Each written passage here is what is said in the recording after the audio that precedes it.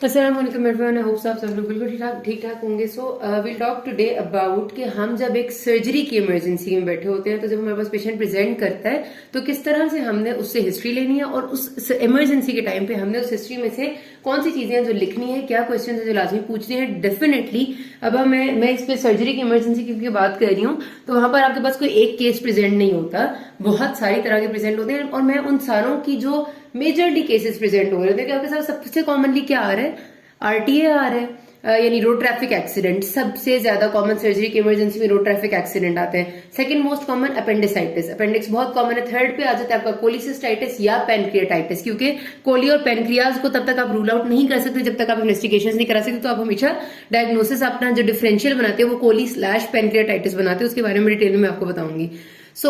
आज हम जरा बात करेंगे कि हमने इमरजेंसी में जब स्लिप लिखनी है तो हमने उसको किस तरह से लिखना है। तो बिफोर स्टार्टिंग मैं आपको ये पूरा पैटर्न समझाऊं और इसमें क्या मिसिंग है जो मैंने यहाँ लिखा है वो बताऊं।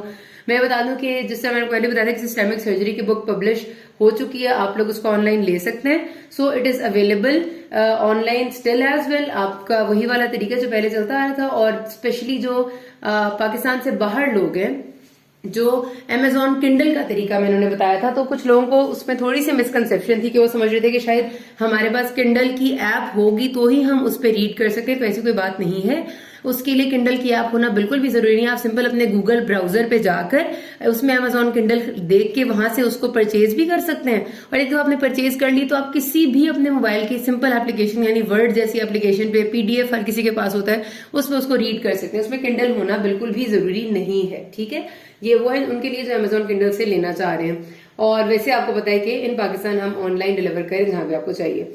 अच्छा जी, उसके अलावा एक दूसरी बहुत इंपॉर्टेंट अनाउंसमेंट जो मैंने करनी थी वो ये थी कि क्योंकि मुझे काफी ज्यादा डिमांड थी अबाउट के अब एग्जाम्स करीब आ रहे हैं, प्रॉफ बारी बारी सबका होगा, second year, first year, third year, fourth year and final year. तो उसके बिल्कुल एंड पे जाहिर है आपके लिए सबसे ज्यादा तैयारी होती है वो पास पेपर से होती है, एवरीवन नो, क्योंकि उसमें से आपका बहुत ज्यादा चंक आ रहा होता है। और पास पेपर्स बेसिकली कहने का मकसद होता है कि हम ये नहीं कह रहे किसी एक यूनिवर्सिटी के सेम होंगे या दूसरी के डिफरेंट होंगे। मकसद ही होता है उस बात का कि पास पेपर्स में से जो चंक आ रहे हैं ना वो आपकी प्रैक्टिस दे रहा होता है आपको सिनेरियो बेस्ड क्वेश्चंस का। तो मैं एक सेशन कराने लगी हूँ आपके जो फिलहाल फॉर फार्माकोलॉजी, क्योंकि फार्मा एक ऐसा सब्जेक्ट है जिसमें जब नया नया पढ़ा जाता है तो ग्रिप लेना जरा सा मुश्किल होता है। तो एक ऑनलाइन सेशन होगा जिसका मैं आपको सारी डिटेल्स बताऊंगी। जूम में हम उसको कंडक्ट करेंगे, क्योंकि आपको लिंक दूंगी किस तरह से आप लोगों ने उस पर रजिस्टर होना है, किस दिन वो होगा, मोस्ट प्रॉब्ली कमिंग संडे को। और उसमें मैं आप लोगों को फार्मा के बता दूंगी। अभी मैं आपको अगली ही इंशाल्लाह जल्दी आज या कल मैं वीडियो अपलोड कर दूंगी कि फार्मा के इतने से इतने चैप्टर्स के पास पेपर्स का ऐसा रिव्यू मैं आपको वहां पर समझाऊंगी जिस तरह मैं वीडियोस में मोस्ट प्रॉब्ली समझाती होती हूँ कि आपका एक समझ लें कि 2-3 चैप्टर्स या 4-5 चैप्टर्स आपके सारे के सारे कवर हो जाएं, या फिर एक पूरा यूनिट कवर हो जाए, 2 यूनिट्स कवर हो जाए विद इन एन आवर।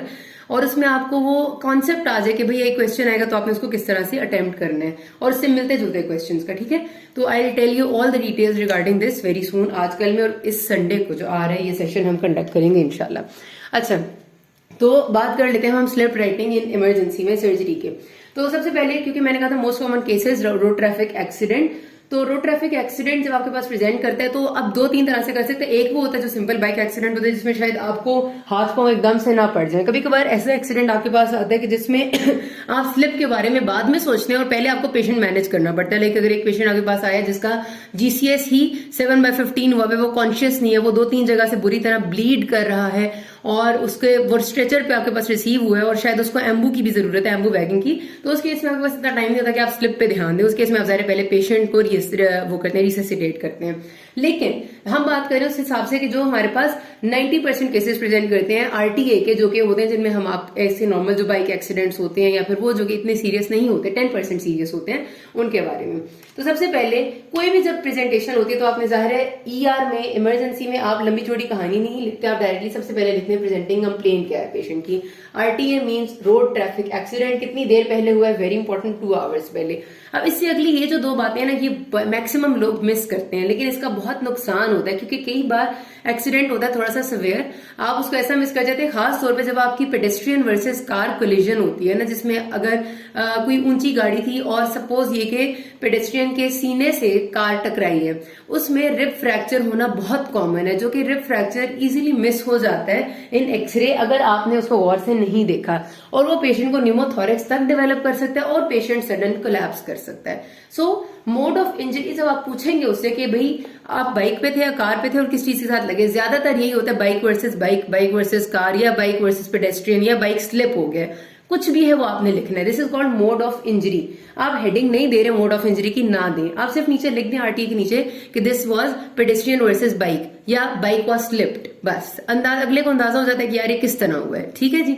अच्छा, उसके बाद अगली बात होती है इम्पैक्ट ऑफ इंजरी। ये भी अगेन मैंने कहा है ना कि ये जब मिस करते हैं हम बातें तो बाद में हमें कुछ जगहों पर शायद ना पूछा जाए, कुछ जगहों पर हमें इसका बहुत बड़ा नुकसान होता है कि इम्पैक्ट कौन सी साइड थी। हो सकता है कि वो राइट साइड ऑफ बॉडी उसकी इम्पैक्ट ऑफ इंजरी हो और रोल ओवर इंजरी हुई उसके बाद। ठीक है, हुआ क्या कि रोल ओवर इंजरी की वजह से उसको खराश ज्यादा बुरी आ गई लेफ्ट साइड पे, हालांकि इम्पैक्ट उसका राइट पे था। अब राइट पे उसका कोई फ्रैक्चर था जो उसके लेफ्ट पे खराश और ब्लीडिंग की वजह से आपने मिस कर दिया। You have to assess, you have to know what was the mode of injury. और जब आप दूसरे के सामने, अपने सीनियर के सामने प्रेजेंट करते हो ना एज अ हाउस ऑफिसर, तो आपने बताना होता है कि patient presented in emergency at this time with road traffic accident 2 hours back and mode of injury was bike versus car, patient was on bike. लाजमी तौर पे जो मरीज होता है वो पहली चीज होता है और दूसरी चीज ऑपोजिट गाड़ी होती है। And impact was right side of body and then roll over injury also took place, कि अगर गिरा था राइट पे पहले लगी थी और फिर रोल हुआ, नहीं रोल हुआ तो simply write side of body, कि किस तरफ से पेशेंट डायरेक्ट गिरा है, सामने की तरफ से गिरा है। अगर इम्पैक्ट ऑफ इंजरी हेड होगा यानी डायरेक्ट उसके सर पे आके कुछ लगा है तो कितनी इंपॉर्टेंट बात है, आपको बहुत सारी चीजें हो सकती हैं उसमें सर की इंजरीज में। So this is important. फिर उसके बाद आपने अगली ही चीज होती है हमेशा ईआर में, वो आपने पूछनी होती है रोड ट्रैफिक एक्सीडेंट्स में कि क्या उसका airway, breathing, circulation and disability जो हमने देखनी होती है ये इंटैक्ट है या नहीं है। आपने स्लिप के साइड पे यहाँ लिखना है ABCD इंटैक्ट। ठीक है, अगर में से कोई भी चीज नहीं इंटैक्ट तो आपने मेंशन करना होता है कि एयरवे नॉट इंटैक्ट। ये तो आप जाहिर एयरवे नॉट इंटैक्ट के साथ अगर कोई बंदा आएगा तो बाद में ही मेंशन करेंगे, उस वक्त तो नहीं कर सकते, वो तो जाहिर आपकी इमरजेंसी ज्यादा सीरियस होगी, लेकिन आपने ये मेंशन जरूर करना है हर केस में। और उसके बाद 4 सवाल उससे जरूर पूछने हैं। लॉस ऑफ कॉन्शियसनेस, जब गिरे थे तो बेहोश तो नहीं हुए थे, और अगर वो 5 या 10 मिनट के लिए हुआ था तो मेक इट श्योर कि वो हुआ था या नहीं हुआ था। कई बार लोग वैसे डिजीनेस को भी बेहोशी कह रहे होते हैं तो उसको मिक्स नहीं करना। लॉस ऑफ कॉन्शियसनेस, वॉमिटिंग, गिरे थे तो उस वक्त उल्टी आई थी या नहीं। कुछ पेशेंट्स ना हमारे यहाँ हादसों पे जो हमारी सेटिंग है यहाँ पर ना बिला वजह भी सारी बातों को सिम्टम्स बना लेते हैं, हाँ और उल्टी भी आई थी, हाँ बेहोश भी हुए थे, ऐसा कुछ हुआ नहीं होता। तो ये आप एक्सपीरियंस के साथ साथ लर्न करते हैं कि किस तरह से चीजों को टेक आउट करना है, लेकिन you have to ask. Vomiting, फिर उसके बाद नाक कान से खून तो नहीं आया था, ENT ब्लीड, नाक कान या मुंह से। इसकी सिग्निफिकेंस वही है कि अगर नाक से खून आता है तो हमने ये रूल आउट करना होता है कि ये कोई नोज का लोकल इंजरी है या फिर ये हो सकता है बेस ऑफ स्कल की इंजरी है, क्योंकि बेस ऑफ स्कल की इंजरी तो दिस इज सो सीरियस जो कि आप यू सेकंड में मिस करोगे और पेशेंट शायद अगले 1 घंटे के अंदर अंदर आपके सामने डेड पड़ा होगा। तो ENT ब्लीड होती है, आई है मेरे पास। और नोज ब्लीड में आपने लोकल और पीछे से आने वाली ब्लीड को रूल आउट करना होता है। अगर आपको जरा भी सस्पेशन है कि पीछे से ब्लीड आ रही है तो go for CT scan, emergency CT scan. ठीक है। एंड चौथी चीज है हेडेक या फिट्स। ठीक है, कि सर में बहुत ज्यादा दर्द तो नहीं, जिस तरह हमने पढ़ा हुआ है कि जब आपका सब एरेक्नॉइड हेमरेज होता है तो थंडर क्लैप हेडेक होता है, बुरा सर दर्द होता है और कुछ भी नहीं होता। तो थंडर क्लैप हेडेक के साथ आया तो आपने फौरन सोचना कि ये तो सब एरेक्नॉइड हेमरेज हो सकता है, हेडेक है या फिर फिट्स। ठीक है, फिट्स हो गए तो ज्यादा थोड़ा सा और सीरियसनेस ज्यादा हो जाएगी, और अगर नहीं है चारों चीजें तो इनको जल्दी से नेगेटिव कर देना बस। ठीक हो गया। फिर आ जाता है आपके पास से आपने पेशेंट को एग्जामिन करना शुरू किया, हिस्ट्री इधर खत्म होती है। एग्जामिनेशन पे अब आपने सबसे पहले तो उसकी लोकली जो चोटें लगी पूछना उससे कहाँ कहाँ लगी है। वो कहते हैं कि मुझे दाएं कंधे पे चोट लगी है, देखेंगे हल्की एब्रेजन आई है तो मैंने लिख दिया mild abrasion on right knee plus ankle joint. अच्छा, ये तो मैंने नी और एंकल जॉइंट लिख दिया, मतलब कहीं भी उसे लगा है। वो कहते हैं कि घुटने पे ज्यादातर जो बाइक के एक्सीडेंट्स होते हैं उनमें घुटने पांव पे लगी होती है, तो mild abrasion on right knee plus ankle joint depending upon के कहाँ लगी है, सवेयर एब्रेजन है या फिर लेसरेशन आई है, उस हिसाब से आपने लिख देना है। उसके अलावा वो कह रहे हैं कि डॉक्टर साहब मेरे से दाया कंधा नहीं उठाया जा रहा, तो राइट शोल्डर मूवमेंट रिस्ट्रिक्टेड। अब इसमें आपके सबसे पहले आपने क्या सोचना कि फ्रैक्चर हो सकता है क्योंकि राइट साइड लगी थी, तो फ्रैक्चर के लिए उसका अगर मूवमेंट रिस्ट्रिक्टेड है राइट शोल्डर की तो आप क्या देखेंगे कि आगे की उसकी पल्स यानी कि रेडियल पल्स आ रही है या नहीं आ रही। जब भी कोई मूवमेंट रिस्ट्रिक्ट होगी किसी भी लिम्ब की तो आपने उसकी डिस्टल पल्स जरूर देखनी है। ये DNB stands for distal neurovascular bundle intact. Distal neurovascular bundle में नर्व्स एंड वेसल्स दोनों आती है। वेसल आप चेक करेंगे पल्स से। अगर टांग का या घुटने का मसला होगा तो आपने पॉप्लिटियल पल्स और उसके बाद आपकी पांव की होती है जो डोर्सालिस पीडिस एंड पोस्टीरियर टिबियल वो चेक करनी होती है।